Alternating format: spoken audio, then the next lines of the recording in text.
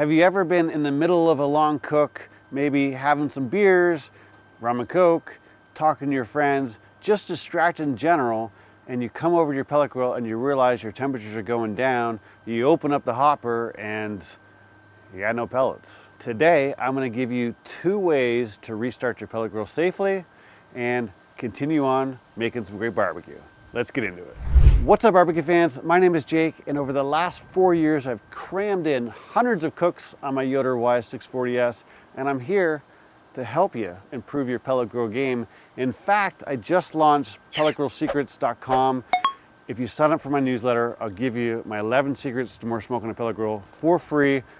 Then I'll show you my new Ultimate Pellet Grill Mastery Bundle that I think is gonna really help you out. But that aside, today we're talking about this thing that happens to all of us. In fact, it's happened to me, and that is you get distracted. Maybe you're entertaining, you're having a barbecue or something like that.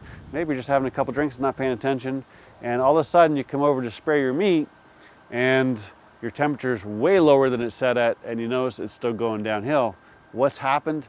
We've got an empty hopper. So today, I'm gonna show you 2 ways to restart your Yoder safely so that you can get right back to making better barbecue.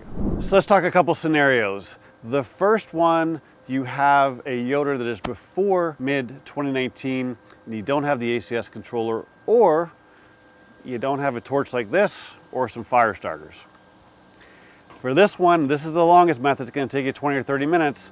What you're gonna do is you're going to remove the food. You're going to put it in your oven at the same temperature. So if you're cooking at 250, set your oven to 250, throw it in there and let it cook so you don't lose too much time. Then what you're gonna do is you're going to unplug your Yoder. You're gonna wait 60 seconds. Then you're gonna plug it in. You're gonna put some pellets in your hopper. Then you're gonna hit the prime button. I can't show you this because I don't have that controller, but there's the prime button, and you're gonna wait until you hear pellet the firebox. As soon as you hit that, you're gonna hit start, and then you're gonna wait 20 or 30 minutes until it gets up to temperature. You'll go get your food, and then you'll go on about your merry way. Scenario number 2. In this case, you've got the new ACS controller, maybe your igniter is bad, or maybe you've just waited too long and the temperature's way down. So the best case is to get your food off and put it in the oven until we get this going. So what you're gonna do in that scenario is remove your food, put it in the oven at the same temperature, and then you need to make sure of one thing. You need to make sure that your Yoder is still in heat mode. How do we do that? First, we're listening for fans. Second, we're looking on the display and there's a flashing up arrow. That'll tell you. I can't show it to you on camera because the way the sun's coming down the angle, I can't get a shot of it, but I'm pointing where it's at and you'll notice it's just a flashing up arrow. If you've got those 2 things happening, you're in heat mode, you can use this method. All you do is you add pellets to your hopper, you go inside, you remove the diffuser plate, and then you take a small handful of pellets and you put them in the back corner or the front corner. You do not put them in the middle. The reason for that is that all the pellets drop down right in the middle. So after we light this, it'll just put out your fire. So put them in the back corner, the front corner, take your torch or a fire starter, light them up, get a flame going, and then close your diffuser plate, put it back together, close the lid, and you're gonna wait till it gets back up to temperature. Now, a word of caution here. It is going to way overshoot the temperature because you've got more of a fire going than it's expecting, and it's gonna take a little bit of time to balance itself out. It will balance itself out. It's gonna take 15 or 20 minutes. Then go get your food once your temperatures have stabilized, and go back to have your beer. And finally, scenario number 3.